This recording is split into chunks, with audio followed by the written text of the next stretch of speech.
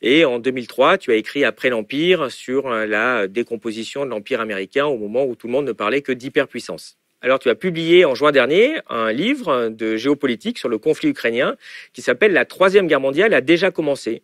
Il a une grande particularité, comme on le voit ici, c'est que tu l'as publié au Japon et qu'il n'existe pas de traduction de cet ouvrage qui a connu un succès retentissant. Tu en as vendu plus de 100 000 exemplaires au Japon.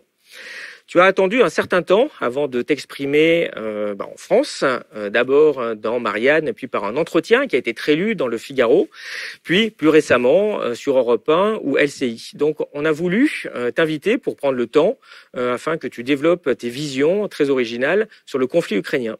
Alors première question qui vient assez naturellement, pourquoi as-tu décidé d'écrire ce livre et de le publier au Japon et pas en France ? L'ambiance était dans l'émotion en France. Moi, je suis historien, j'ai le défaut de toujours regarder les événements historiques du présent avec un œil qui reste froid. Peut-être c'est une déformation professionnelle, mais j'ai pensé que si je commençais à faire de l'analyse dès le mois de juin en France, je me ferais socialement carbonisé et pour rien, en fait. Donc, je n'ai pas trouvé de l'utilité. C'est pas vraiment de la lâcheté.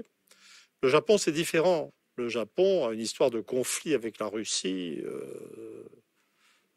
très profonde. Mais le Japon est le Japon et l'Ukraine est loin.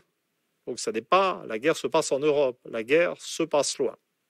Donc le Japon n'est pas dans l'émotion sur la guerre d'Ukraine spécifiquement. Et la deuxième raison, c'est que en France, je me suis mis par mes recherches ou par mes analyses de prospective le plus souvent en contradiction avec la pensée dominante en France. Mon opposition à l'Europe de Maastricht aussi m'a mis en opposition avec mon milieu. Mais au Japon, c'est un autre monde. Je suis un type complètement reconnu et je peux m'exprimer. Ici, je suis ostracisé. Je n'ai pas accès à la télévision d'État ou à la radio d'État. Je suis marginalisé par la presse la mieux pensante. Je remercie Le Figaro. Mais le monde, mais hostile depuis toujours, ce qui est un paradoxe, puisque j'ai travaillé au monde des livres quand j'étais jeune. Alors tu as choisi un titre choc pour ce livre, La Troisième Guerre mondiale a commencé. Et justement, c'est le regard que tu portes sur ce conflit, parce que je rappelle que ça, tu l'as décidé en juin dernier. Alors maintenant, on est en train de se rendre compte que c'est en train de prendre un tour qui devient de plus en plus dangereux.